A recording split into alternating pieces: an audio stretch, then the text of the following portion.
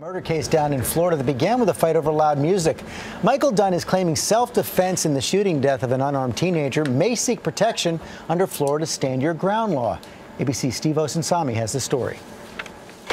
This morning, as attorneys seat a jury for his murder trial, 47-year-old software developer Michael Dunn is pleading not guilty, saying what happened outside this Florida gas station is a clear case of self-defense. 911, may I please have the ambulance? Somebody's been shot. Prosecutors say the argument started over loud music coming from this red SUV.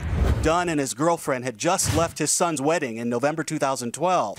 He says he was in the car outside asking 4 black teenagers in the Durango to turn it down. So I said, hey, would you guys mind turning that down? And they shut it off. In this November 2012 interrogation video, he explained that they then turned it back up. When he complained, they started yelling from inside the vehicle. That's when Dunn says he saw something point at him from the SUV. It was either a barrel or a stick, but sir, they're like, we're going to kill you. Dunn says he grabbed a 9mm from his glove box, fired 4 shots, and then walked outside his car, firing another 4 bullets as the SUV tried to back away. High school senior Jordan Davis, just 17, and in the back seat, was killed. His 3 teenage friends survived. At a loss to justify what I did on the second volley, other than to say I thought they were going to be shooting back. Police found no weapons in the SUV. Davis's mother, heartbroken. It's like vigilantism. It's not just about Jordan. A lot of other people have died behind these laws. The lead prosecutor is the same state attorney who failed to convict George Zimmerman, who also argued self-defense in the shooting death of another black 17-year-old, Trayvon Martin. For Good Morning America, Steve Osunsami, ABC News, Atlanta.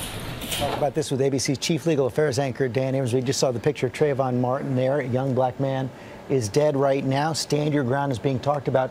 Are the cases really similar? Well, look, apart from the fact that they were both unarmed, they're not that similar. And the key difference is that in the George Zimmerman case, in my view, the most important piece of evidence was the fact that he had injuries on the back of his head. Why was that so important? Because that forced the prosecutors to prove beyond a reasonable doubt that he didn't actually fear great bodily injury, didn't reasonably believe that he could have great bodily injury or death inflicted upon him. Here, there is no evidence of injury.